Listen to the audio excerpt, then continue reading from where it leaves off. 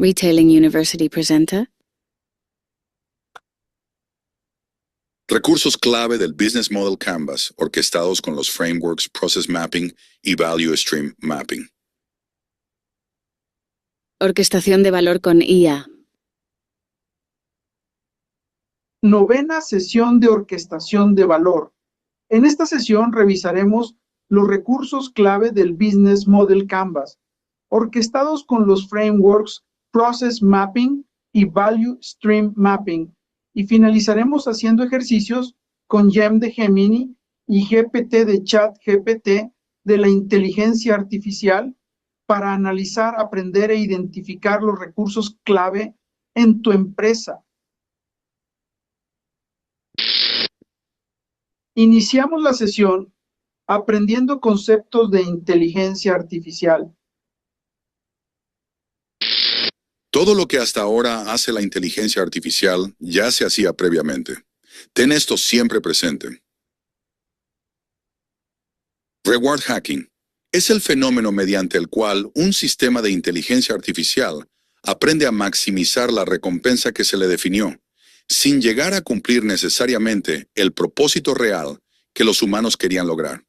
En otras palabras, la IA descubre atajos, trampas funcionales o comportamientos oportunistas para ganar en la métrica, aunque el resultado final sea incorrecto, incompleto o incluso perjudicial. Es una advertencia crítica para directivos y diseñadores de soluciones. Lo que se incentiva mal, se optimiza mal. Desde una visión ejecutiva, este concepto enseña que en IA no basta con pedir resultados. Hay que diseñar con precisión los objetivos, restricciones, métricas y consecuencias. Una empresa puede creer que su sistema está funcionando porque mejora un indicador, cuando en realidad está sacrificando calidad, ética, experiencia del cliente o valor de largo plazo. Reward hacking recuerda que una IA no siempre hace lo correcto. Con frecuencia, hace lo que le conviene según las reglas que le dieron. Y esto nos marca pues, un antecedente muy importante, porque si bien es cierto, nosotros tenemos la capacidad y la oportunidad de construir los prompts, los GPTs, los GEMs, o las búsquedas que estamos logrando, sin embargo, cada modelo ha sido programado también para dar resultados con el mínimo consumo de recursos. Y es aquí donde viene este contrasentido que luego provoca que cuando nosotros hagamos una definición incompleta, ocurra el reward hacking, que es la situación donde la IA toma ventaja de la recompensa, sin embargo, incumple con el resultado que estamos esperando que haga. Recursos clave del Business Model Canvas, orquestados con los frameworks Process Mapping y Value Stream Mapping. Esta vista del lienzo del modelo de negocios, Business Model Canvas, nos permite reconocer las 9 perspectivas que propone originalmente su diseño. El Business Model Canvas es un modelo muy completo, de la misma manera que recargamos cada uno de los segmentos con frameworks. También decidí incluir un 10º segmento relacionado con los estándares, regulaciones y tecnologías habilitadoras del negocio. Recursos clave del Business Model Canvas, orquestados con los frameworks Process Mapping y Value Stream Mapping. Hoy estamos ya viendo el 6º segmento, originalmente son 9. Sin embargo, recuerden que yo le agrego un 10º segmento que tiene que ver con los estándares de industria, regulaciones y tecnologías habilitadoras del negocio. Veamos ahora qué son los recursos clave. Recursos clave. Son los activos estratégicos indispensables que una organización debe asegurar, controlar o poseer para operar su modelo de negocio, entregar su propuesta de valor, sostener su ventaja competitiva y capturar ingresos de manera consistente. Incluyen capacidades humanas, conocimiento, tecnología, datos, marca, infraestructura, relaciones, licencias, capital y cualquier otro recurso crítico, sin el cual la empresa no podría ejecutar con efectividad lo que promete al mercado. Para un presidente, CRO o directivo, los recursos clave, además de lo que la empresa tiene, son aquellos que verdaderamente le permiten crear valor, escalar, diferenciarse y defender su posición en el tiempo. Estos recursos clave pues tienen elementos fundamentales que nos van a ayudar a comprender cómo vamos a orquestarlos para dar los resultados que tenemos planeados. Un modelo de negocios, en Ovia lo complementamos con frameworks que permitan enfocar y profundizar su análisis y entendimiento. Pues hemos visto el segmento de clientes, pasamos a ver la propuesta de valor con el North Star Metric y el Blue Ocean Strategy. Después descubrimos los canales, el Customer o el Human Journey, las 5A de Kotler. Después vimos el CX Management y Loyalty 3.0 en la relación con clientes. Luego en fuentes de ingresos vimos el Value Based Pricing y el Cross-Sell y Cross-Sell. Ahora nos toca ver Process Mapping y Value Stream Mapping, que es uno de los elementos más importantes que vamos a ver en esta sesión. Recursos clave del Business Model Canvas, orquestados con los frameworks Process Mapping y Value Stream Mapping. Process Mapping es un framework de análisis y diseño operativo que permite representar de manera visual, estructurada y objetiva cómo fluye realmente un proceso dentro de una organización, identificando sus actividades, responsables, decisiones, entradas, salidas, tiempos, dependencias y puntos de fricción. El propósito del Process Mapping es hacer visible lo que muchas veces permanece disperso, implícito o mal entendido, para detectar cuellos de botella, reprocesos, desperdicios, riesgos, desconexiones y oportunidades de mejora. Debe usarse porque ayuda a alinear a la dirección y a los equipos en torno a una misma realidad operativa. Facilita estandarizar, simplificar, automatizar y rediseñar procesos. Y convierte la operación en una plataforma más eficiente, medible, escalable y capaz de sostener una mejor experiencia para el cliente y mejores resultados para la empresa. El Process Mapping pues es la oportunidad de convertir ese costo invisible del trabajo invisible en algo que debemos de ver y poder encontrar cómo dibujarlo, entenderlo y eventualmente resolverlo. Tradicionalmente se construyen las estrategias de las compañías, sin embargo, en la realidad los resultados se convierten en una maraña porque han sido quizá establecidos de una manera casual, sin irlos llevando en su evolución natural. Y por otro lado, lo que necesitamos es convertir esa intención estratégica en una operación orquestada y escalable.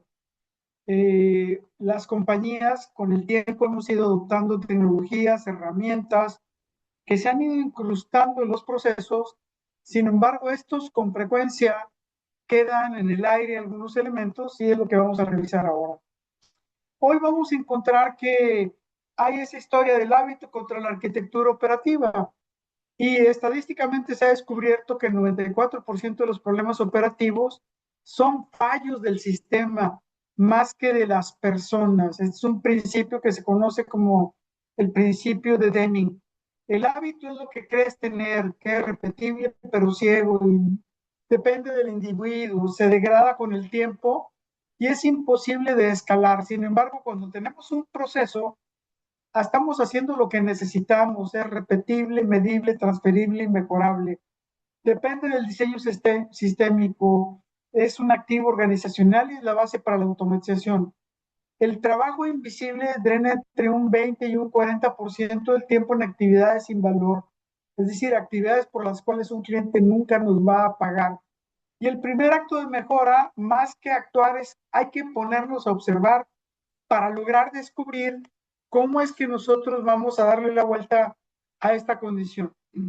A lo largo del tiempo ha venido una evolución desde Taylor y Gilbert, y luego viene Deming y Juran, Toyota y Ono, Hammer y Champy, BPMN Digital y Process Mining y Inteligencia Artificial. Estos elementos y estos conceptos están claramente detallados en el libro que ya está o va a estar publicado en la plataforma, donde lo que vamos a descubrir es que la inteligencia artificial ejecuta procesos y velocidad terminal. Sin embargo, si automatizamos un proceso ineficiente, solo que vamos a escalar el caos. Y entonces, aquí la gran pregunta que nosotros debemos de pasar es de esta eficiencia industrial a una calidad sistémica, a un pensamiento de Lean, la guerra contra el desperdicio, la reingeniería, la estandarización y la frontera que nos va a poder permitir a nosotros dibujar el mapa actuando con la IA como un copiloto de nuestro modelo de negocio. Y entonces, parte de la razón de utilizar el Business Model Canvas y estos frameworks es para que todos tengamos esa visión y esa posibilidad de modelación que nos permite tener esta infraestructura. Y bueno, aquí tenemos algunas herramientas de diagnóstico táctico que nos van a ayudar a ver la complejidad del análisis en el eje de las X y en el eje de las Y, el valor estratégico y la profundidad que tienen este tipo de herramientas que nos van a ayudar. Está la definición de los límites para acuerdos directivos en la parte más baja, el CIPOC. Luego el flowchart, que es el lenguaje universal para el entendimiento rápido, es un estándar que nos ayuda a definir cómo hacer los diagramas para que cualquiera lo pueda entender. El swim lane, que revela las responsabilidades y handoffs para 80% de los problemas en servicios. El Service Blueprint, que cruza la barrera del cliente para el CX Management, que vimos hace 3 sesiones. El Value Stream Mapping, que vamos a ver ahora después de esta sesión, de ver el Process Mapping, donde vamos a identificar el desperdicio end-to-end para un rediseño utilizando los conceptos de Lean. Y el BPMN, que es la máxima complejidad, donde tenemos una especificación formal para hacer automatización de IT. Y bueno, la regla es que nunca vamos a elegir las herramientas antes de definir las preguntas que son directivas que inciden y responden a este modelo. Y entonces vamos a descubrir nosotros que hay un perímetro y una preparación, el diseño de la observación. Vamos a descubrir que hay un 10% de resultados, un 20% de construcción de mapa, pero hay un 70% que es la preparación y análisis que definen los disparadores o los triggers y los eventos de cierre. Y bueno, tenemos en las fronteras el error más costoso que provoca fricción operativa, mapear el proceso ideal como debería ser el as-is, y la responsabilidad operativa es la realidad operativa, mapear el proceso real, la verdad operativa con todos sus vicios. Y bueno, en la gobernanza tenemos un propietario de estos procesos. Estos procesos en realidad nos van a llevar a nosotros a descubrir cómo los debemos de trasladar, y no es el gerente de área, es un orquestador transversal entre todas las áreas, responsable del flujo completo, sin importar los hilos funcionales que tradicionalmente pueden tener las organizaciones. Y bueno, hace unos minutos les hablaba del lenguaje universal de la simbología como un código fuente. Los que son como óvalos, tenemos un evento con un trigger negociable, ¿no? Después los cuadrados son actividades, es un simple verbo con un objeto. Y tenemos los handoffs, que es punto donde se cambia la responsabilidad de una persona a otra en un proceso. Y el tercero son las decisiones donde podemos tener una opción A, B o varias como producto del resultado que se lleva a este momento.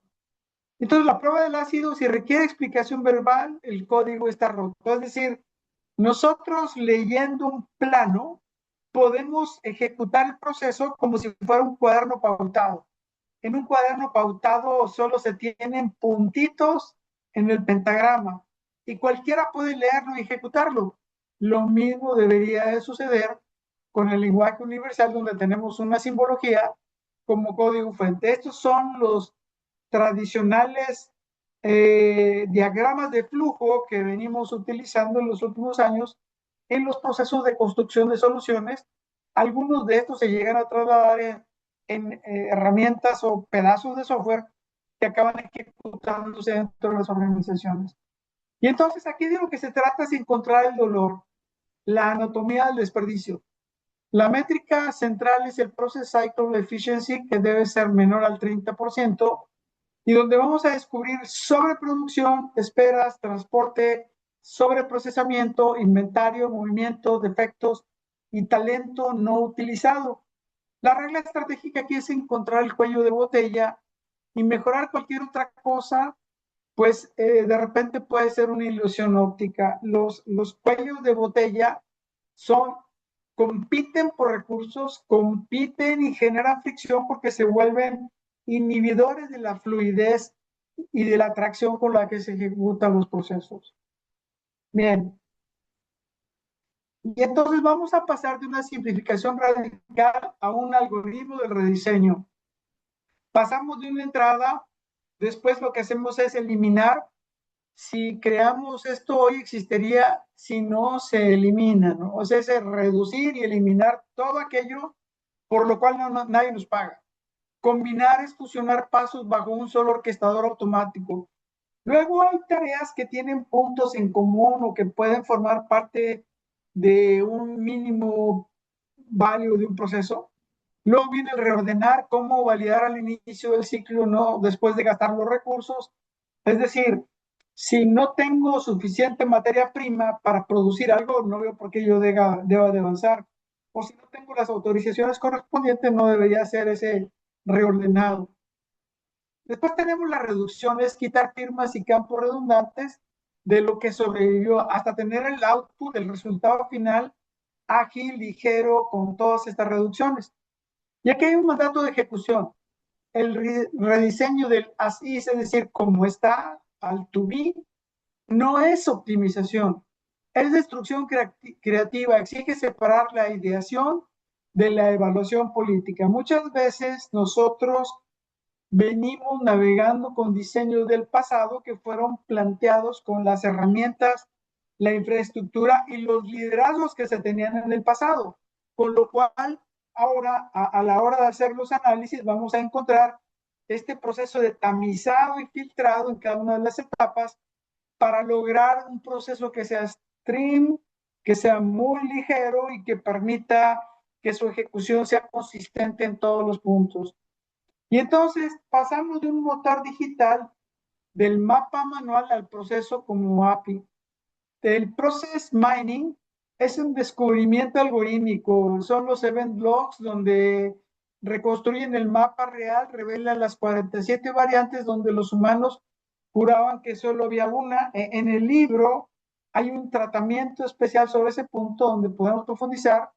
Luego viene el RPA, donde tenemos la fuerza bruta digital, la automatización de tareas, exige un mapa impecable, un robot sin mapa es un generador de caos a escala. Ahora bien, hoy vemos los robots como maravillas, pero los robots se utilizan ya hace muchos años.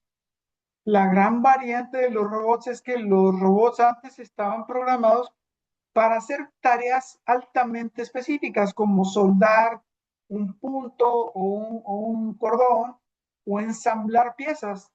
Hoy la nueva generación de robots tiene otras capacidades como supervisar control de calidad con la visión. También tiene la capacidad de observar otras cosas que lo que nos hace es llevar a una automatización mucho más compleja, tomando ventaja de esto. Y luego tenemos la fase de la IA generativa, donde tenemos un copiloto cognitivo como ChatGPT o Gemini o las diferentes IAs generativas que se tienen, donde podemos sintetizar, documentar y generar variantes, acelerando el diseño sin reemplazar el juicio humano, que esa es una de las partes fundamentales. Y bueno, el paradigma definitivo aquí, el proceso como una API, con entradas claras, salidas generalizadas y Service Level Agreement inmutables. Es decir, yo tengo esa posibilidad de hacer interacción a través de los APIs con un estándar claramente definido al cual yo le debo de exigir ciertas variables en ciertas condiciones, hace sus análisis y me regresa un resultado en cierto espacio de tiempo esperado, ¿no? Y esa es una de las grandes ventajas que podemos tener ahora. Ahora, nosotros debemos de pasar a un modelo de gobernanza donde el sistema operativo tiene como característica la mejora continua. El problema de los mapas es que mueren en cajones por falta de dueños, métricas y rituales. En alguna clase previa yo les había dicho que había un tema un día en las tapas que protegen las baterías de los autos Teslas de la serie 3 y tenían varias semanas con problemas en el diseño y estaban todos desesperados. Hasta que alguien se hizo la pregunta, ¿y dónde están las especificaciones? Y dijeron, no, fueron los de ingeniería de las baterías, no, son los que hacen esto otro. Y al final, cuando se ponen a revisar, pues descubren que las especificaciones las había hecho una joven estudiante que hacía 6 meses dejó de trabajar en la compañía, ¿no? Y entonces, muchas veces el problema surge porque hacemos definiciones, a veces por inexpertos o porque lo guardamos en el cajón. Y entonces, tenemos que tener un orquestador, es decir, el dueño del proceso, así como hay en las orquestas sinfónicas, el director hace arreglos, pues este es el orquestador, que es la autoridad transversal responsable del flujo y es dueño de todo, no solo de una parte de un silo, ¿no? Y esto nos lleva a una fase de diseño y ejecución como un primer círculo, y luego viene una ejecución y monitoreo donde viene la trazabilidad de lo que venimos haciendo con KPIs de visibilidad, tiempo de ciclo, PCI, tasa de defecto integrados directamente en el tablero, o los rituales de mantenimiento que nos ayudan a hacer revisiones sistémicas basadas en las metodologías ADKAR y gestión del cambio, ¿no? Aquí lo importante que tenemos que tener siempre presente es que lo que dejamos de medir en el tablero operativo nunca, nunca se va a gestionar en una sala de juntas, porque no está apareciendo. Es como tener un vehículo donde no medimos la velocidad. Y entonces, como no medimos la velocidad, no sabemos exactamente si podemos estar haciendo una gestión correcta de la velocidad de un auto o de un proceso o de una actividad. Y entonces, son dos espirales aquí que se vienen entre diseño y ejecución, monitoreo, que nos permiten alcanzar un nuevo nivel de gobernanza. Ahora, en el caso del retail, pues tenemos una arquitectura detrás del Customer Experience o del Human Experience, donde tenemos una experiencia fluida y de descubrimiento, encontrar el producto disponible y la devolución sin fricción en 48 horas. Esto nos obliga a tener módulos de reabastecimiento continuo, modelos algorítmicos sin quiebres de stock. Fíjense, hace 32 años me tocó automatizar y sistematizar la principal compañía de supermercados en Ecuador y logramos hacer un modelo de reordenado del 100% de los productos todos los días de cada una de las tiendas. ¿Y por qué teníamos esa posibilidad? Porque el concepto operativo de ellos es operar sin bodegas dentro de las tiendas. Todo se opera vía centro de distribución.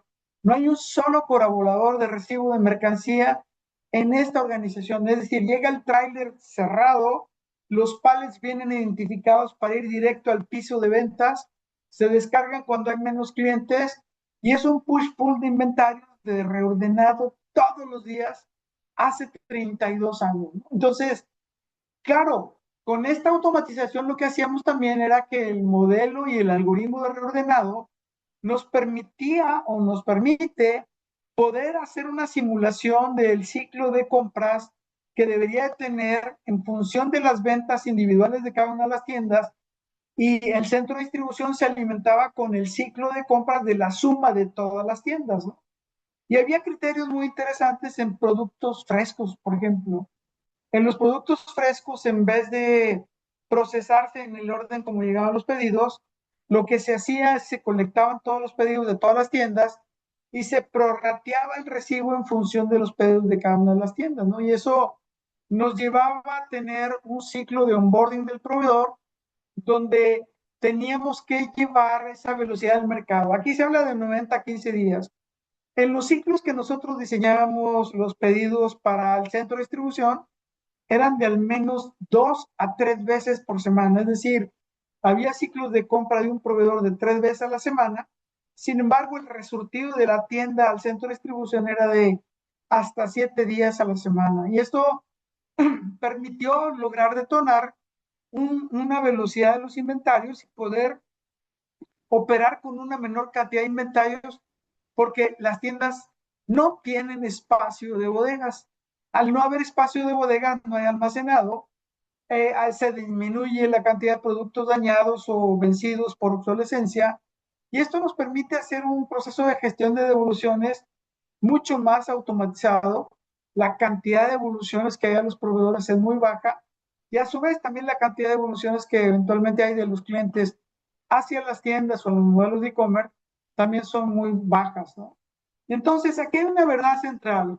Cada falla en la experiencia del cliente es simplemente la manifestación visible de un proceso interno colapsado. Cuando yo les he platicado de las entregas fuera de tiempo en cantidad de productos y en cuanto al tiempo de entrega, es porque los sistemas que están utilizándose en esos retailers que representan fallas tienen errores o desconexiones en sus procesos.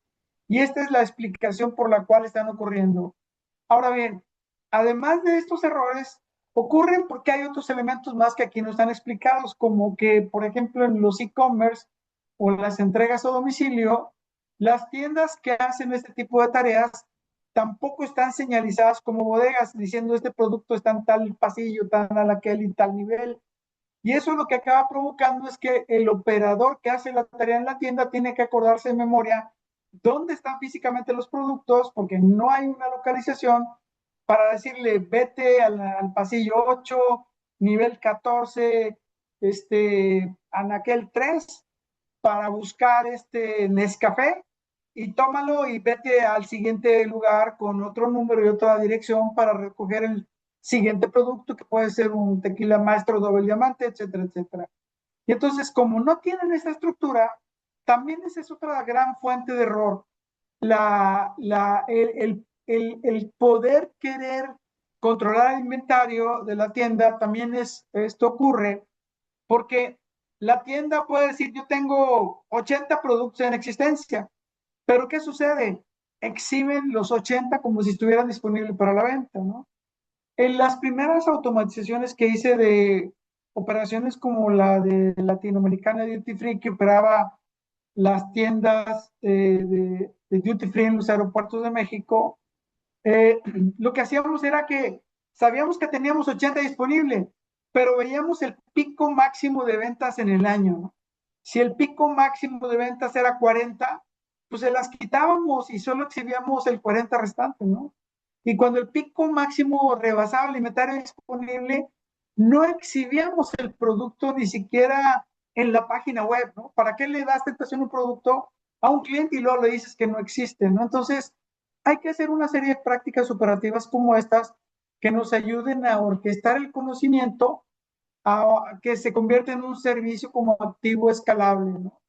Y donde tenemos agujeros negros del tiempo facturable, el desperdicio de contexto, reuniones para poner al día sin documentación en tiempo real, desperdicio de búsqueda, rastrear información y recursos que la firma ya posee, y desperdicios de retrabajo, briefs ambiguos e instrucciones obvias no documentadas.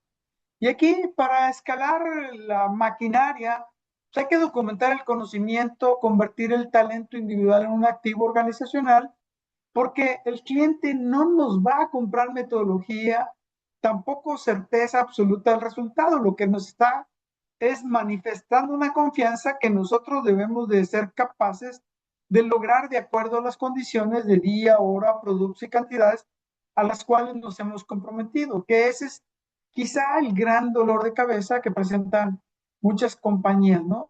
Y bueno, hay un ejercicio que se llama el laboratorio ejecutivo donde, ¿cómo voy a provocar un cambio en 90 minutos? ¿Cómo yo voy y defino un trigger de salida y una alineación donde descubro en 10 minutos el perímetro. En 30 minutos defino cómo debería ser el ASIS, dibujar la realidad operativa con sus handoffs. Luego, en 20 minutos, hacer un diagnóstico y descubrir 8 desperdicios y el cálculo del PCI. Después viene en 20 minutos definir el to be, es cómo debería en teoría operar de acuerdo a las expectativas de los clientes o de quien está diseñando esto. Aplicamos el filtro de Mohs que eliminamos, combinamos, reordenamos y reducimos. Eliminar todo aquello que por lo que nadie nos paga. Hay que tenerlo muy en mente. Y el 10 minutos de pacto es la asignación de dueños, KPIs y compromisos inmutables. Imagínense que nosotros 2 veces a la semana tengamos la oportunidad de ir a ver una pieza de la operación y aplicarle esta regla de ejecución. Aquí el mapa perfecto es enemigo del mapa útil, porque el laboratorio lo que produce es una acción inmediata más que un arte académico.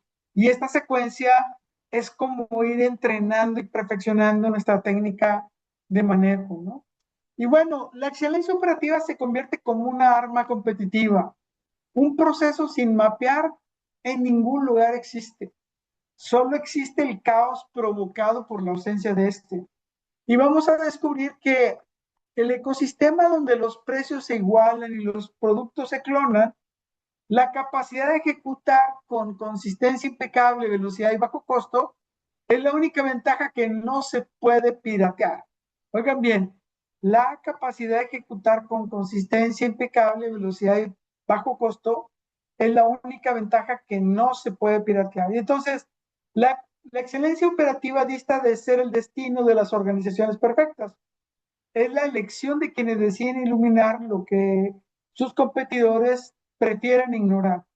Cuando ustedes observan una compañía que vende los mismos productos, pero su línea de cajas funciona diferente, su nivel de reordenado funciona diferente y tiene diferentes prácticas, es porque han ido perfeccionando y logrando sintetizar y simplificar las operaciones para alcanzar esta nueva excelencia operativa como arma competitiva. Les sugiero leer el libro de Process Mapping, es un libro ya de 200 páginas, pero cuando entendemos cada uno de estos elementos, lo que vamos a descubrir es cómo podemos ir haciendo ese repaso organizacional. Y mi recomendación es que partamos del ejercicio 1 de entender el segmento de clientes, ¿no? Con el buyer persona y el job subidón, y luego seguir la secuencia de los siguientes segmentos para ir arreglando desde las expectativas del cliente hasta lo que ahora estamos en este punto, donde lo que estamos haciendo es revisar estos procesos al reconocer cuáles son los recursos necesarios que necesitamos para orquestar la propuesta de valor con los clientes. Veamos ahora qué es el Value Stream Mapping. Value Stream Mapping es un framework de análisis operativo y estratégico que permite visualizar de extremo a extremo cómo fluye el valor a través de un proceso, desde la demanda del cliente hasta la entrega final, distinguiendo con claridad qué actividades agregan valor y cuáles generan espera, desperdicio, retrabajo, costo o fricción. Fíjense cómo es bien sencillo. ¿Cuáles actividades agregan valor y cuáles detienen? ¿Cuáles generan desperdicio? También veamos el tiempo como desperdicio. El nuestro, el de nuestros colaboradores o incluso el de nuestros clientes, ¿no? El retrabajo. ¿Cuántas veces yo tengo que parar la línea de producción o un proceso o un servicio porque algunas cosas están equivocadas y necesitamos experimentar una corrección? El costo o la propia fricción que se genera transaccional en esa actividad. El propósito del Value Stream Mapping es revelar la realidad completa del flujo, material, información, tiempo y decisiones, para rediseñarlo con mayor velocidad, continuidad, calidad y eficiencia.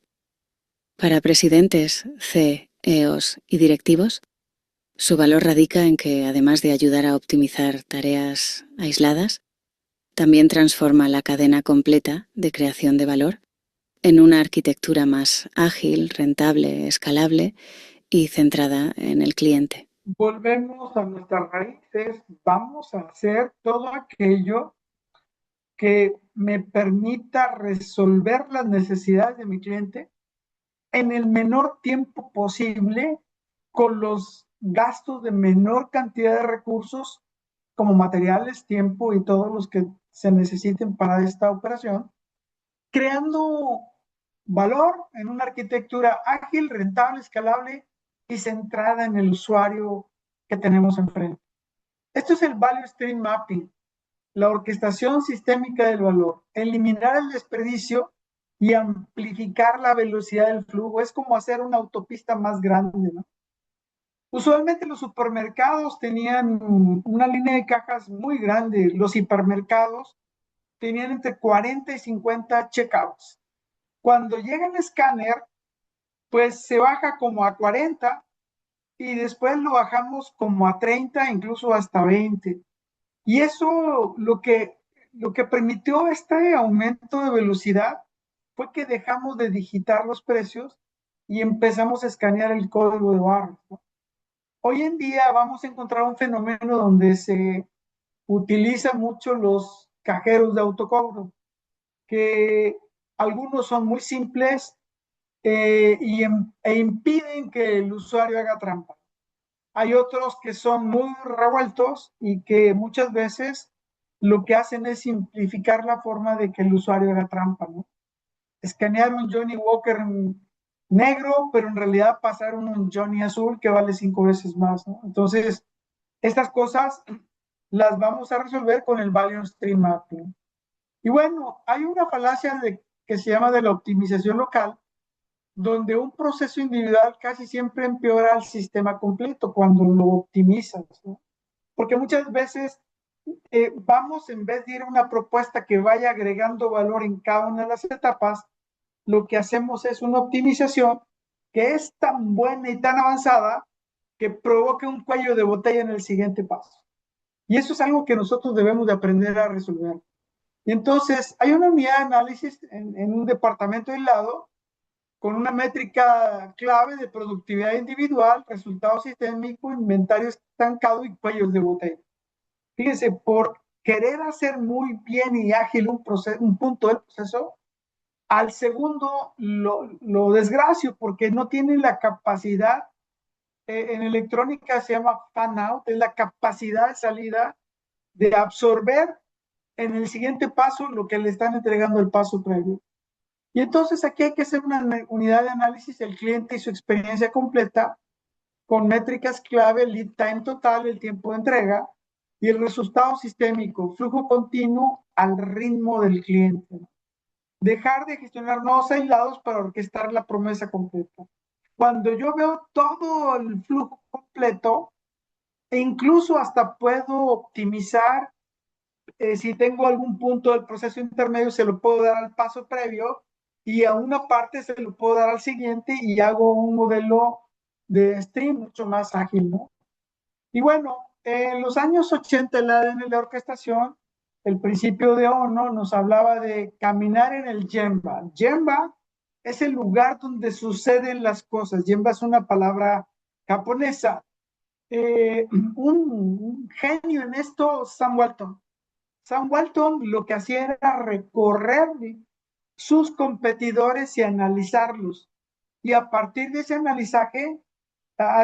análisis, él tomaba ideas para mejorar su operación. El Gemba Walk es observar la realidad operativa indirectamente sin intermediarios. A mí que me gusta la operación de supermercados, tiendas departamentales y en general del retail, es muy fácil ir a hacer una prueba de concepto y validar lo que está haciendo otro, simplemente entrando a la tienda y comprar y descubrir, además del proceso, los errores y las cosas que ocurren, ¿no? Por allá del 98 surge el Learning to See, aprender a ver la codificación, la estandarización de lo invisible a través de un lenguaje visual universal, creando este mapa del proceso. Y el Process Mining, que es la inteligencia artificial, reconstruyendo flujos desde los event logs de los sistemas digitales. Aquí hay que entender varias cosas, ¿no? Es ¿A qué horas llegaste a este punto del proceso y a qué horas saliste? ¿Cuántos recursos consumiste? Y hacer un análisis de cada una de las transacciones, de cada uno de los clientes, para entender el tiempo mínimo, el tiempo máximo y todas las diferentes variantes de lo que está ocurriendo y cómo de repente en un proceso yo debo de alimentar completamente al siguiente desde un inicio y no ir volviendo a solicitar datos de los clientes a través del proceso. Imagínense lo siguiente. Una de las cosas por las cuales son muy latosas y lentos los procesos de facturación de los retailers y de los restaurantes es porque muchas veces el código alfanumérico del SAT pues, es muy complejo de almacenar. Pero si tienes un número de cliente vinculado a tu número de teléfono, fácilmente puedes recordar el RFC, la dirección, el tipo de uso de una factura electrónica, el régimen fiscal y todos los datos que necesites. Bueno, cuando tú estás volviendo a solicitar los mismos datos de un cliente que ya tienes, pues es porque no estás haciendo una orquestación con los datos. Y entonces hay que tener un respeto absoluto por el cliente, producir solo lo que pide y por el talento eliminar tareas rutinarias sin valor agregado. O sea, hay tareas que hacen los clientes y hay tareas que hacemos nosotros, los que colaboramos del lado retail, que en realidad estamos gastando recursos sin tener una lógica completa, ¿no? Y entonces hay tres capas de flujo. El flujo de información, el flujo de transformaciones la caja del tiempo, ¿no? El primero, el director de orquesta determina si el sistema opera a ciegas, es decir, empujando o haciendo pull. ¿Sí me explico? O sea, el push-pull en el manejo operativo, ¿no? Dos, el flujo de transformación, el material físico, la solicitud digital o el servicio que cruza las fronteras entre los departamentos. Es donde están esos puntos de inflexión. En algún momento, Nordstrom hablaba de que en vez de que tú tuvieras un vendedor dentro de una tienda que te atienda en el departamento de caballeros, si ya te vendió algo, pues si el cliente lo decide, tú puedes irle a vender blusas, pantalones, o una mesa, o una lavadora. ¿O por qué razón? Porque ya se rompió esa barrera de que cohíbe y se genera un flujo de empatía. Y entonces, cuando tú le cedes la operación a otro, en ese momento empieza de cero la relación y se pierde esa magia de comunicación y esa empatía y esa confianza que se ha ganado por haberlo atendido previamente. Y entonces hay que evitar que ocurra eso. O sea, ustedes seguramente han ido a restaurantes donde les dicen, es que esa mesa no me toca a mí, ¿no? Cuando hay restaurantes donde todas las mesas son atendidos por todos. O sea, es un trabajo completo de equipo. Digamos que en un equipo de fútbol, los goles de un defensa central valen igual que un centro delantero. Pero si fuéramos así estrictos, como luego algunos se ponen las compañías, dirían, pero es que su responsabilidad es defender, no es meter goles, como no está en su job description, para afuera, ¿no? Y entonces nosotros debemos de generar unidades de trabajo con toda la solución completa para que cuando atendamos a alguien, lo atendamos en su totalidad. Muchas veces cuando vamos haciendo atendidos, incluso en procesos telefónicos, nos atiende uno y luego otro continúa y luego uno tercero y acaba siendo una fiesta, ¿no? Y te vuelven a pedir datos y cosas que ocurren por el diseño y la forma de estructurar la seguridad de esos procesos y la caja del tiempo, ¿no? El diagnóstico clínico, contrastar el tiempo real de trabajo frente al tiempo muerto en inventarios o en un proceso de una transacción. En el momento que nosotros nos podemos a medir, pues cambian las reglas, ¿no? Y también esperemos cambios culturales o de repente legales. Cuando automatizamos una de nuestras primeras tiendas departamentales, los vendedores hacían la nota de venta a mano y se llevaban entre 10 y 15 minutos haciendo una nota de venta a mano. Cuando me tocó entrenar la primera tienda a todas las cajeras y vendedores, pues un poco para entender y ver su cultura, ¿no? Y lo primero que yo les dije es que ahora estaban usando una computadora. Y al día siguiente del primer curso vino el sindicato y nos dijo que como ya sabían usar una computadora, ahora deberían de ganar más.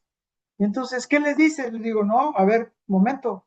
Antes en una nota de venta se gastaban hasta 15 minutos. Ahora, porque están usando una computadora, se tardan entre 1 y 2 minutos. Es decir, te sobran otros 13 minutos para buscar otro cliente y venderle, ¿no? Y entonces explico esto porque también ocurre que en estos cambios suceden puntos de vista del sindicato o de la cultura o del ambiente o de alguien que viene a interferir en este tipo de mejoras que luego se convierte en un inhibidor. Y entonces, en un enfoque quirúrgico, la familia de valor, primero viene en el volumen, frecuencia masiva de transacción, impacto al cliente, fricción crítica en el lead time percibido, potencial visible, certeza de desperdicio sistémico y viabilidad operativa. Metamos al desperdicio al tiempo. Urgencia estratégica, alineación directa con los mandatos de la junta directiva. Y entonces aquí es importante mapear y visualizar, pero mapearlo en diferentes contextos. Si yo tengo varias unidades comerciales de diferentes tamaños, tengo que hacer los ejercicios de acuerdo a los diferentes niveles de infraestructura para ver por qué a veces un cliente quiere que lo atiendan rápido, otras cosas, otras veces no quiere que lo atendamos rápido. Les cuento la historia de algún día, alguien estaba ahí en Tampico y me decía, pues nos vemos en unos Sambors. Y yo digo, qué raro, el único que está lejísimo, ¿no? Pues ya fui, ¿no? Y le pregunté yo, ¿por qué había escogido ahí? Dice, es que es de los pocos lugares donde hay aire acondicionado, ¿no? Y entonces, y no te están correteando que comas rápido y te tengas la cuenta rápido, ¿no? Y entonces hay lugares donde el cliente está en un momento confortable y no trae prisa, pero hay momentos donde sí trae prisa y tenemos que entender esa urgencia estratégica, ¿no? Y entonces tenemos que crear un mapa de la realidad actual, caminar el flujo en reversa, es decir, desde el cliente al proveedor, medir la verdad en el Gemba, no en los RPs o en los sistemas que estamos utilizando. Entonces, recorrer de reversa el ciclo me va a ayudar a primero entender si el cliente está contento o no de lo que está recibiendo de nosotros, o si lo estamos impactando o encantando, ¿no? Hoy es usual que en un hotel, cuando llegas, lo primero que te hacen es ofrecerte una bebida, así como para relajarte e hidratarte, ¿no? Y claro, si hay una fila, pues mientras te tomas tu bebida, haces espera, ¿no? Hoy hay restaurantes donde te regalan unas cervezas antes de que te pasen a la mesa, porque hay fila, ¿no? Entonces, hay formas de caminar de reversa el proceso para poderlo actualizar y descubrir cuál es el tiempo del ciclo, el tiempo real de la tarea, la fricción al cambiar de tarea, cuando hago ese traspaso, ¿no? El uptime, la disponibilidad real del sistema, operadores humanos en la línea de fuego, el working process, el enemigo invisible del inventario. O sea, yo tengo inventario de materia prima y de producto terminado, pero el inventario en proceso juega un rol estratégico. Y los defectos, las fugas por calidad, por fallas de una máquina o por fallas de una tarea manual, y hay que medirlo y valorarlo, ¿no? Solo así podemos descubrir. Y bueno, vamos a ver que el diagnóstico del desperdicio nos habla que el 92% del tiempo de su cliente es espera pura. Dice, la solicitud está muerta en colas, filas, bandejas de entrada y procesos en lote. El plomo operativo vive las interfaces entre departamentos, no dentro de ellos, porque dentro de ellos logran algún tipo de optimización. Entonces, vamos a descubrir que el Value Stream Efficiency debe ser entre un 2 y un 8% en empresas de servicios. Tú ven que eres una empresa que tu inventario está vinculado a las tareas y el tiempo, pues tienes una oportunidad de lograr un 92%, ¿no? ¿Y cómo se puede mejorar? Hay muchas formas, ¿no? Una de ellas es desde cómo el propio cliente puede caracterizar los perfiles de las personas a ser contratados ya en una plantilla o en una estructura predefinida o prediseñada que permita tener esos datos preestructurados ya para que solo sea de selección múltiple y no se ponga a inventar. Claro, también tiene que haber la apertura y la flexibilidad para recibir datos que pueden ser únicos, ¿no? Y entonces la arquitectura del futuro, pues primero vamos a encontrar es un talk time. Es esta cosa que está llevando el ritmo a un director de orquesta. Al alinear el ritmo de la corporación exactamente al ritmo de la demanda del cliente, ni más rápido ni más lento. ¿Sí me explico? O sea, yo tengo que atenderlo a la velocidad y a la expectativa que tiene. Flujo continuo, procesamiento sin interrupciones donde la física lo permita. El pool, contención controlada y jale de algoritmo donde se exigen buffers. Y un solo marcapasos, un único punto de programación que dicta el tiempo de todo el sistema. Cuando estábamos optimizando hace más de 20 años otro cliente, queríamos pedidos perfectos. Y la verdad es que por más que los exigíamos, nunca nos los daban. Entonces volteamos el problema y dijimos, a ver, revisa todos los pedidos de todos los proveedores y dime cuál es el tiempo mínimo y máximo de entrega de cada uno de ellos. Y después vimos la variación del tiempo mínimo y máximo de entrega de cada uno de ellos a lo largo del tiempo. Cuando los niveles de demanda son bajos, el nivel de entrega es muy completo. Pero cuando el nivel de demanda es muy alto, el nivel de entrega es muy bajo. Y entonces le hicimos el histograma de tiempo de entrega y de exactitud en la entrega de la cantidad total de productos. Y claro, pues nos dimos cuenta que algunos eran perfectos en enero, febrero, marzo, pero en octubre, noviembre y diciembre andaban con un 70% de entregas.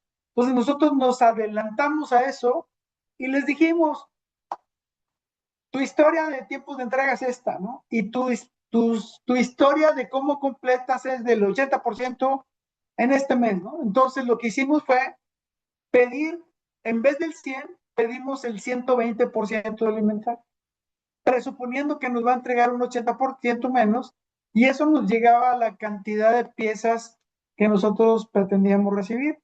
Pero además le agregamos una variable de autocontrol. La variable de autocontrol era de que si nos entregabas incompleto, te voy a cobrar por las ganancias de lo que voy a perder porque no entregas completo. Y eso nos llevó a una posibilidad muy interesante de que los proveedores mejoraran el nivel de entregas, ¿no? Entonces yo de repente veo estas cosas, por ejemplo, en tu caso, ven, oye, hacer un análisis de con qué frecuencia te piden ejecutivos o funcionarios de todos tus clientes, en qué época del año y de qué características, como para ir haciendo un pronóstico por adelantado y ya tú te vas adelantando sin que ellos te lo pidan, o sea, como le hace McDonald's, ¿no? McDonald's lo que hace es, tiene una estadística de qué días y a qué horas se el cliente quiere más cierto tipo de hamburguesas y lo que acaba haciendo es teniendo un pronóstico de producción de hamburguesas para disminuir el tiempo entre que tú pidas una hamburguesa y te la entreguen.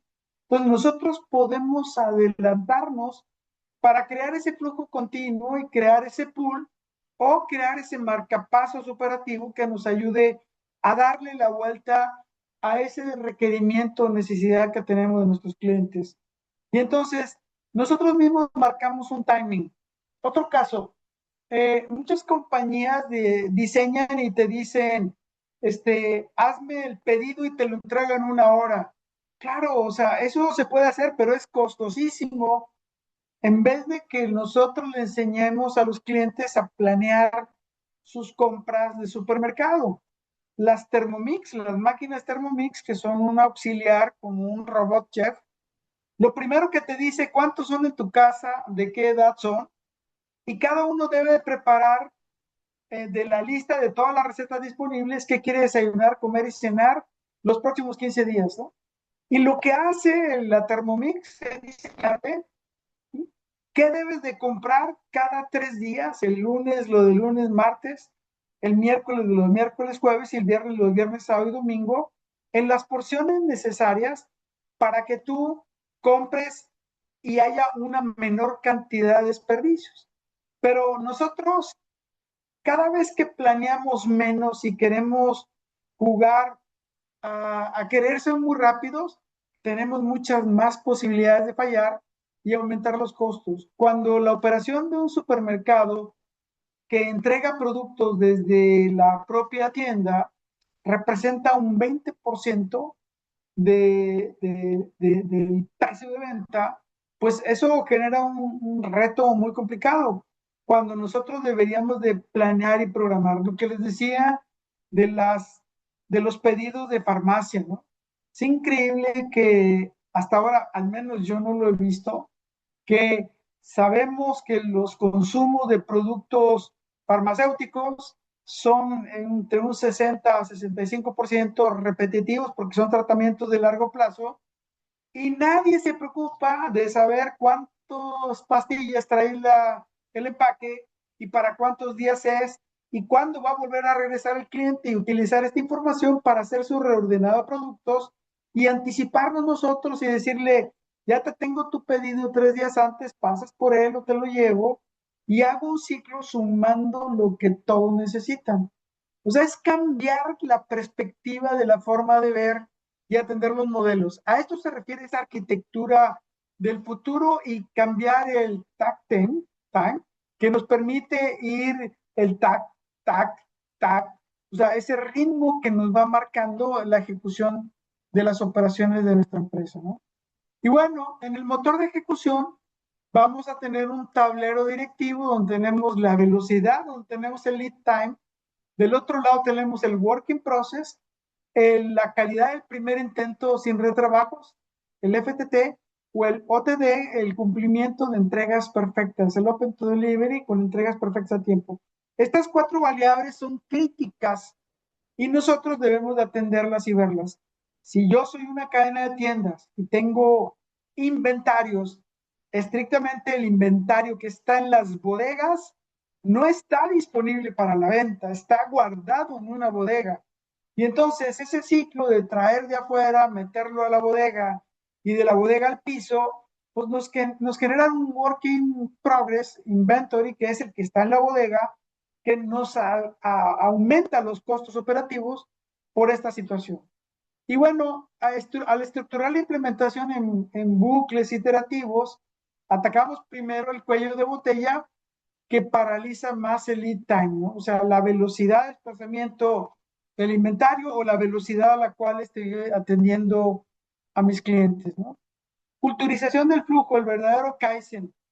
Más que ver un evento aislado en una junta cada 3 días y detonar mejoras, lo que hay que decir es la realidad del Daily Kaizen.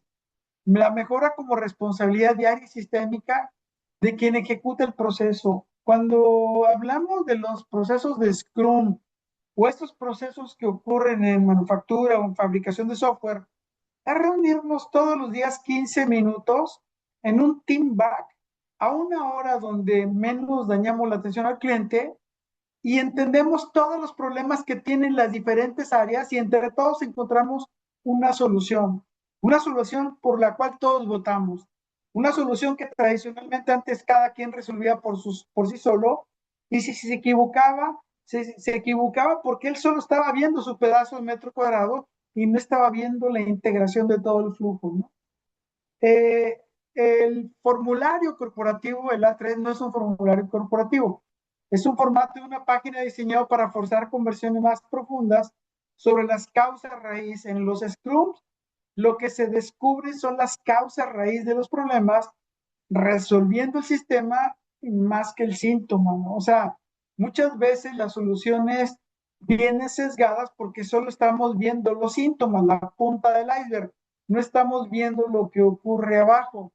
Y entonces, cuando nosotros tenemos fallas en los niveles de entrega a domicilio, pues las fallas en general vienen porque no tienen la localización de productos. Esa es una de las primeras. La segunda es que el inventario pues, a veces está contabilizado como uno solo y una parte está en el piso de ventas y otra está en la bodega. Y aquí es donde vienen los retos. Desaparecemos las bodegas, obligamos a un resurtido más frecuente y vienen toda una serie de historias que deben de provocarse de cambios para poder evolucionar. Y entonces, Ecosistemas digitales y process mining. Cuando digitalizamos un proceso ineficiente, es como automatizar el desperdicio a la velocidad de la luz. Con el process mining vamos a ver algoritmos que reconstruyen este proceso que nos lleva de los event logs del sistema, revelando el 100% de las transacciones reales y las mutaciones del proceso. Pero hay que monitorear un periodo de tiempo representativo, no es una sola transacción. Hay que tomar los datos de muchas transacciones, de muchos días, para encontrar dónde están estos stoppers o inhibidores, ¿no? Y el enemigo visible, los procesos en lote o en batch en servidores. Antes, seguramente todavía hay muchos que lo hacen, el cierre de una tienda en el punto de venta se hace hasta que los cajeros hicieron el arqueo en la noche a las 10, 11 de la noche, cuando en realidad las transacciones se pueden ir centralizando de una por una, minuto por minuto, conforme va ocurriendo. Y entonces, subir todas las transacciones del día no es un tema, porque no hay un cuello de botella, se hace cada minuto conforme va ocurriendo la transacción. Al final, el cierre de tienda es muy rápido porque son unas cuantas transacciones en los últimos 5 o 10 minutos, donde viene el corte de caja y la tesorería y todo lo necesario para hacer romper ese proceso en lote. Muchas veces yo opero en tiempo real, haciendo un registro en tiempo real con escáner, pago en tiempo real, pero la transacción la congelo y la hago esperar hasta el fin de día.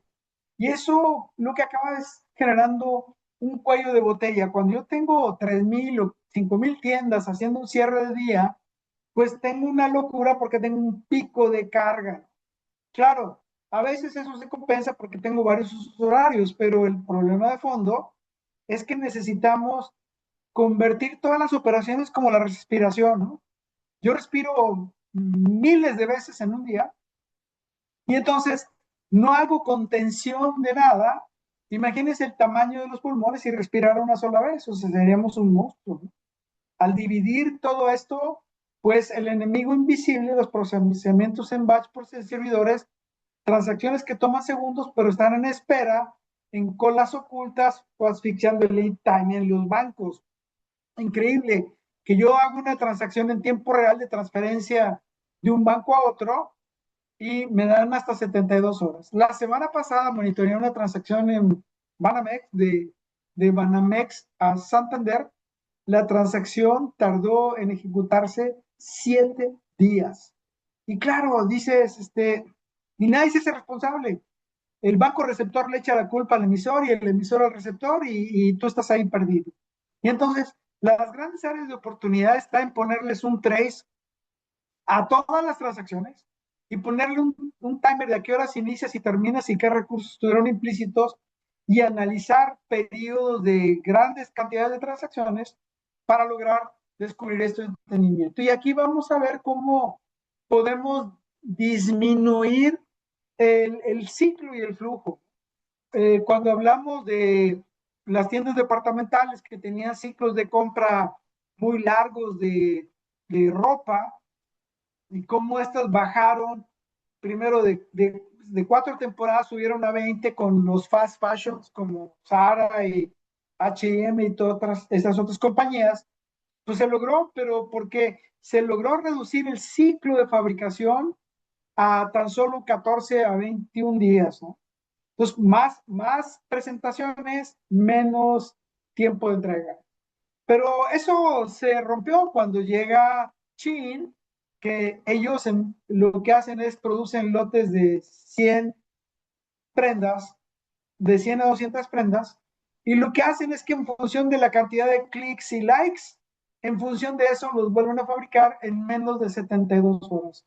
O sea, el nivel de reordenado es muy ágil, no es un ciclo muy largo, y esto permite que pequeños centros de fabricación puedan atender. Y entonces el juego del tiempo en el modelo de negocio se vuelve crítico, ¿no? Y entonces, el flujo de conocimientos, en el caso de servicios profesionales, tenemos un inventario cognitivo con bandejas de correo desbordadas, documentos estancados, documentos y aprobaciones en cascada que se alentan. Hay una enfermedad burocrática, niveles de aprobación ejecutiva que rechazan los casos, pero añaden 8 días de lead time. Y entonces venimos sufriendo con estos elementos y aquí hay que cambiar las reglas. Cuando yo te hablaba hace rato de las plantillas, yo decía, con una plantilla ya tienes una precalificación y puedes tener un nivel de preautorización y puedes tener esa conexión de esos resultados contra un posible banco de candidatos, ¿no? Y entonces, la ventaja competitiva está en la reducción del tiempo de entrega de conocimiento de 23 a 12 días sin contratar más talento, solo con los recursos que tenemos a la mano y lograr estos pasos, ¿no? Y bueno, ejecución inmediata, el laboratorio de 8 horas, mañana, tarde y cierre. Radiografía empírica del current state mapa, construido en el Gemba real, no en la sala de puntos, es decir, caminando de atrás para adelante. Diagnóstico cuantificado, medición clínica del lead time y el BSA. Y también el cierre, compromiso radical, las 3 acciones de Kaizen innegociables a implementar en 30 días con responsables únicos. En alguno de mis clientes algún día me dijeron, igual hace 20 años, oye, yo quisiera ver las ventas a las 3 de la tarde en el corporativo y además regresarle a los gerentes de tienda un flash report donde les diga cómo van contra su porcentaje planeado de ventas del día y las ganancias del día. Claro, cuando tú resuelves eso a las 2 o 3 de la tarde, le da la oportunidad al gerente de la tienda de tener los departamentos que van flojos y generar algún tipo de activaciones para poder hacer este tipo de decisiones sin esperar al fin de día o a que ocurra algo que nos complique la vida, ¿no? Y entonces hay un costo de este sistema invisible y la recomendación es nunca optimizar una parte del río, es decir, una parte del proceso esperando que el agua fluya mejor, porque lo que vamos a construir luego de repente va a ser una represa. Fluye tanto que hay un espacio donde se bloquea el flujo del agua. Aquí la recomendación es observar el flujo del río completo, desde aguas arriba hasta que llegue al mar. Y entonces el tiempo de tu cliente es tu capital más valioso. Fíjense cómo cambia la regla. Veo al cliente por la experiencia que estoy provocando, pero también lo veo como un capital de tiempo valioso. Y entonces el orquestar el value stream mapping, más que un ejercicio de ingenieros, es la definición pura de la estrategia competitiva moderna, ¿no? Hay que ir a ver, en vez de ver el sistema, hay que ir al Gemba, a donde ocurren cada una de las tareas y descubrir por qué hemos logrado estos resultados. Bien, pasamos al tema de Prompts de negocios. Aprovechando el marco conceptual del Business Model Canvas y los frameworks correspondientes, definimos un GEM de Gemini y un GPT de ChatGPT para poner en práctica lo aprendido. Muy bien, vamos a probar uno de estos. Vamos, déjenme nada más. Aprovechando el marco, los agentes,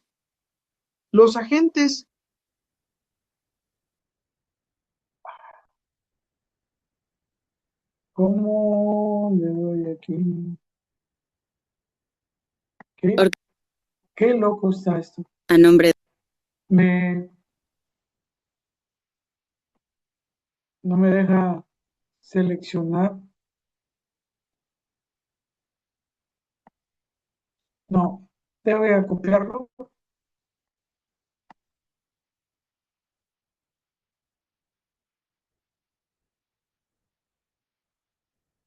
No, control Z. O me voy mejor al chat GPT y lo comparto.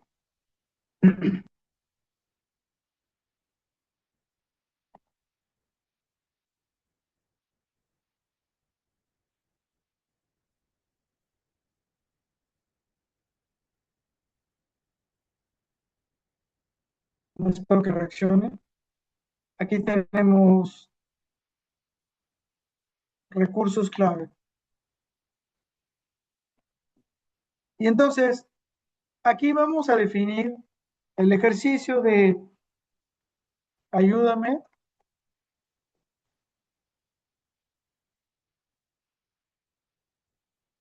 a encontrar los recursos clave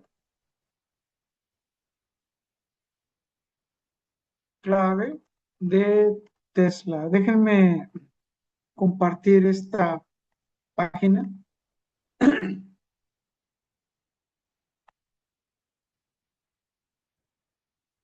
Ahí lo están viendo, ¿no?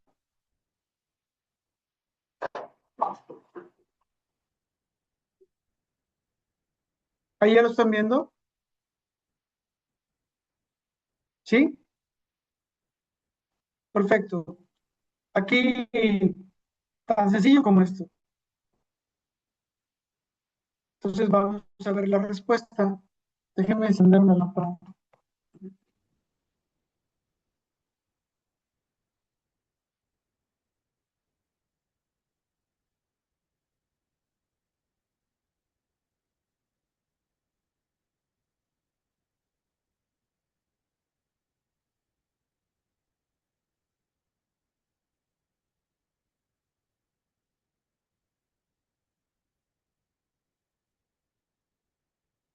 También ya está ahí el GEM para que lo tengan en cuenta.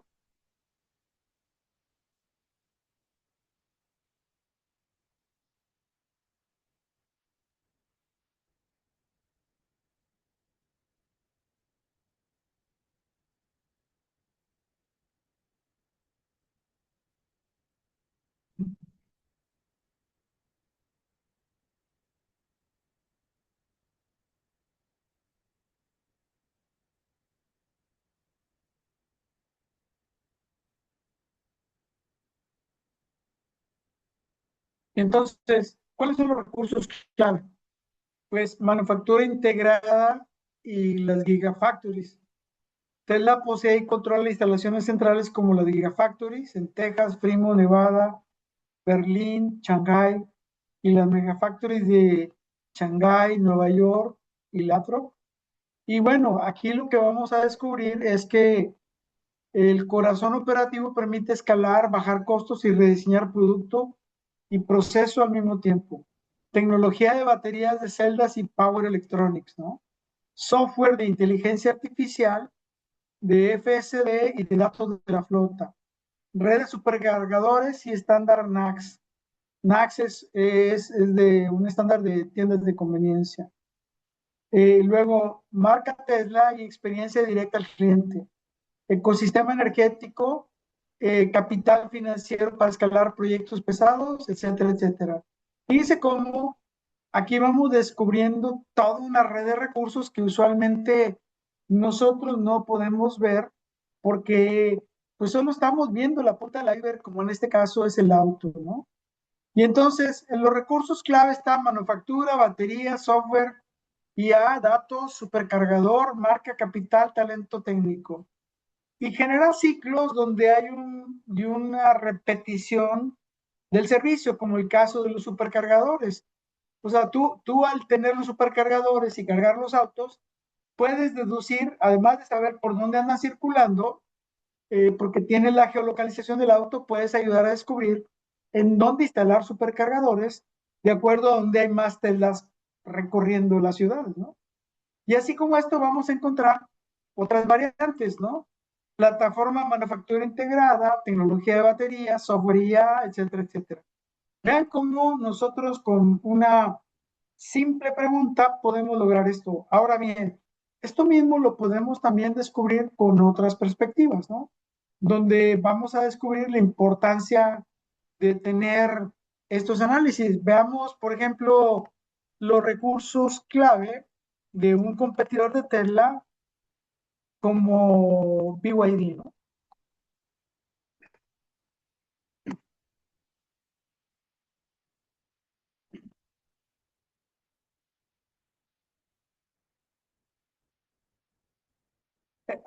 Yo lo que les invito es a jugar con entender las variantes de una industria y luego trasládense a su modelo de industria donde están, que nos permita descubrir otros ojos y otras miradas, ¿no? Porque muchas veces a mí me gusta mucho hacer analogías de un modelo a otro, hacer esa traslación, haciendo esos brincos. O sea, yo como soy ingeniero de electrónica, aprendí a convertir un problema de energía eléctrica en un modelo matemático, trasladarlo con una cosa que se llama transformadas de Laplace, que es transformar un modelo matemático de un circuito eléctrico en uno mecánico para entenderlo.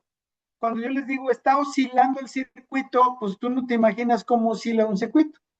Pero si tú pasas por un bache, si ves cómo oscila un auto y sabes que tiene un amortiguamiento correcto o un sobre o un bajo amortiguamiento, eso te permite entender cómo se comporta un circuito eléctrico que está oscilando, ¿no? Y entonces, en analogías uno puede entender muchas cosas y comparar y despertar ideas, ¿no? Y vean cómo también aquí tienen un común. Integración vertical industrial, tecnología de baterías, Blade Battery. Eh, el caso de BYD es proveedor del 40% de las baterías de Tesla. Y bueno, el e-Platform, que es la integración de la batería en un sistema eléctrico 8 en 1, bomba de calor, arquitectura electrónica inteligente y componentes clave dentro de la plataforma, ¿no? Ellos también tienen una gran flota de vehículos híbridos, ¿no? Donde tienen la posibilidad de tener vehículos con autonomía de hasta 1000 kilómetros sin el costo de utilizar muchas baterías. Y entonces, y bueno, la escala de manufactura, 30 parques industriales, capacidad de investigación y desarrollo, portafolio diversificado. Ellos nacieron como fabricantes de baterías y evolucionaron a fabricantes de automóviles y de Rail Transit, una nueva energía electrónica que se tiene. Y bueno, pues, las fortalezas financieras que se vienen generando, ¿no? Y entonces, al analizar esto, podemos descubrir pues esas opciones que tenemos con este tipo de tecnologías y este tipo de recursos clave que nos enseñan a ver cómo es que operan las compañías. Muy bien, me voy a regresar a la presentación.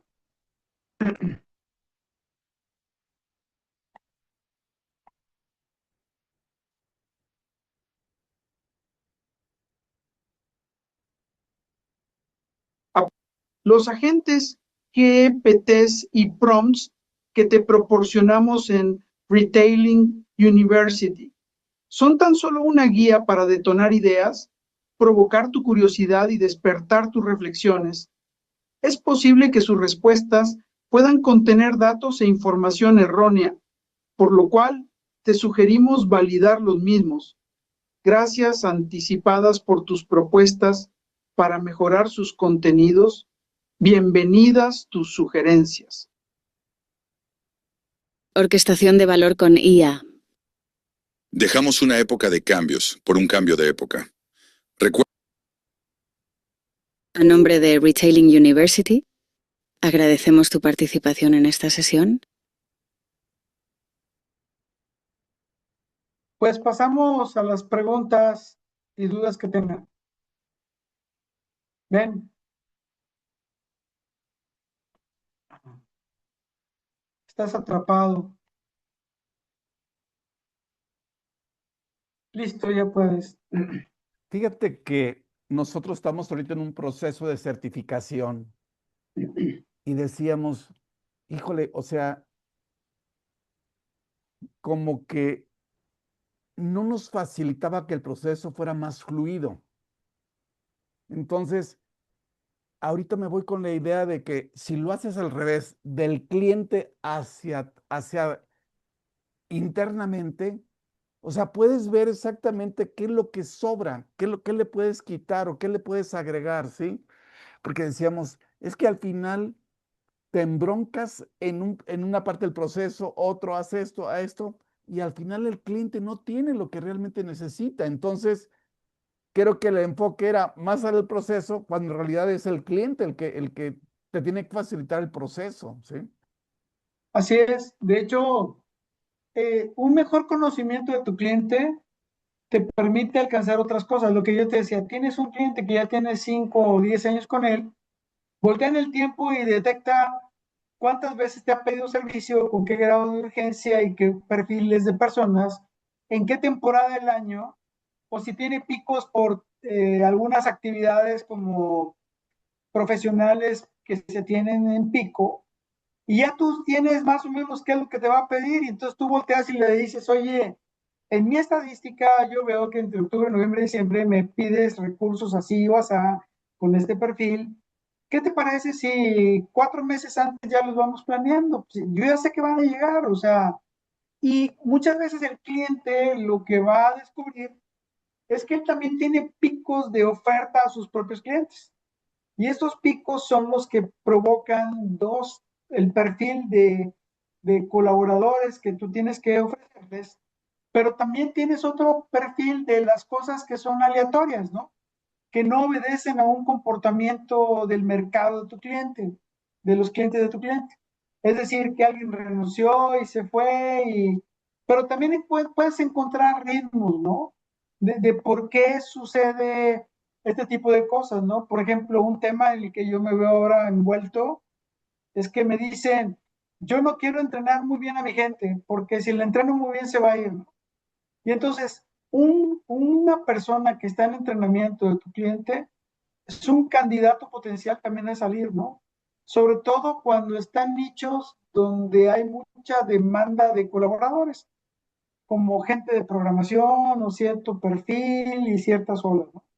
Pero empezando el cliente, tú tienes ya la posibilidad de descubrir más elementos, pero si tienes historia o tienes una historia de alguien parecido a él, podrías usar esos elementos de comportamiento para poder proponerle algo, ¿no? Y cambia todo el sentido.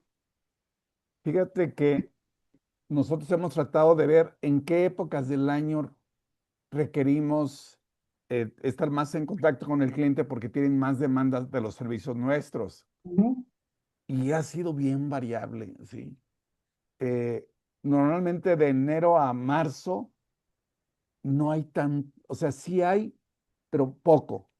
Empieza a subir mayo, junio, hasta agosto, septiembre, y luego después los últimos 2 meses, porque quieren ejecutivos para empezar el año, ¿sí? Entonces, pero no ha sido, o sea, hemos tratado de encontrar en qué época es donde hay más demanda. Lo que Híjole, tienes que sugerir, lo que te quiero sugerir es que hagas un ejercicio donde hagas una disección de la industria donde está tu cliente. ok, Y disecciónalo para saber si él tiene también picos y esos picos obedecen, por ejemplo, a un crecimiento de unidades operativas o a un crecimiento provocado por picos de ventas. O sea, encuentra las causas de lo que hasta ahora no has descubierto, ¿no? Porque ok, cada uno puede operar, si es un banco, si es un retailer, si es una planta de manufactura, o sea, dependiendo de su nicho, va a tener comportamientos diferentes y es cuando le vas a encontrar una lógica al modelo ya más interpretado, ¿no? ok, Lo que pasa es que es difícil comparar a empresas de diferentes industrias en el rubro donde tú estás, ¿no?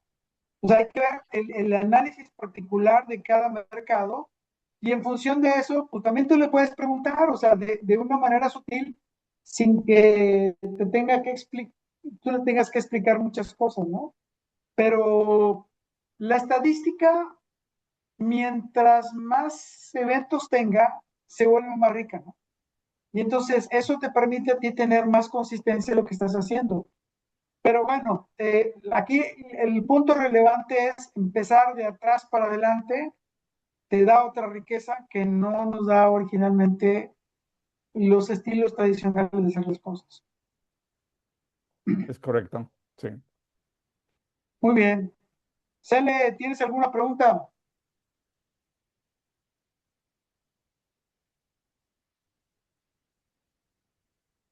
Ponte en mute, estás en mute. Hola, ¿qué tal? Buenas tardes. Buenas Eh, tardes. Antes nada más, disculpa, entré un poco tarde, tuve una sesión ahí con mi jefe, pero bueno, lo que tú nos comentabas hace un momento, pues aquí en Walmart, pues ya sabes que me dedico al retail, estamos trabajando en lo que es una serie que se llama disponibilidad total para cubrir la satisfacción del cliente a través de que el inventario sea totalmente exacto, tanto en el piso de ventas como en bodega. minimizar el tiempo de, si algún producto se agota en el piso de ventas, buscarlo en bodega y a través de lo que es el almacenamiento lógico en una ubicación, sacar el producto y llevarlo al piso de ventas y descargarlo, ¿no? Porque pues, se tiene que descargar de ahí, de la bodega para que se integre a piso de ventas. Eso es lo que estamos trabajando con lo que es una etiqueta electrónica. Totalmente regresamos a los años 2012, ¿no? Nada más que ahora que dicen, 1994. ¿sí? Bueno, yo lo conocí en el 2012 con ellos. Y la otra vez vi un anuncio Entonces, ahorita, del pues lo producto. que dices a mí me das mucha retro. La verdad es que implemento algunas cosas con el chat. Ahorita con Jarvis también, ¿no? Porque todavía falta mucho por trabajar, pero pues también avanzar. Yo trato de tener un paso más adelante porque es complejo los sistemas cuando los estandarizas, ¿no? Ese es el tema que se tiene, se estandariza. A ver, saca una caja de bodega de bistec, tiene un código de bodega, procésalo y cárgalo a producto terminado, ¿no? Por ahí es un problema de identificación que debe resolverse desde que se hace el pedido y ese pedido entra a la centro de distribución y te llega a ti. O sea, esa carne o eso que tú pediste tiene que tener un EAN o un código de GC1 o un GTIN de mercancía en proceso para manufactura. Y debe de estar claramente definido que esa caja puede ser sacar solo los blisters y venderlos como vienen, o tener un punto de transformación, o puede ser materia prima como ingredientes de alimentos que vendes, o sea, pero eso tiene que estar predefinido desde donde se catalogó originalmente. Si no Sí, está hecho eso, estamos perdidos.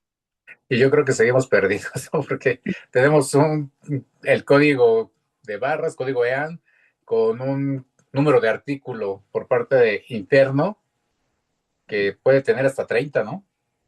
Sí, eso ya lo habíamos platicado antes algún Una día vez, es parte, pero eso es culpa de la herramienta que utilizan para catalogar desde un inicio y desde ahí debería haber one single point of ID, o sea, no debería haber más de uno y lo que va a salir de ahí tiene que estar perfectamente definido porque, oye, este es producto para materia prima para producir un platillo, si es elegible sí o no, pero lo defines, ¿no? Y defines el platillo con la suma de todos los ingredientes que tiene, ¿no?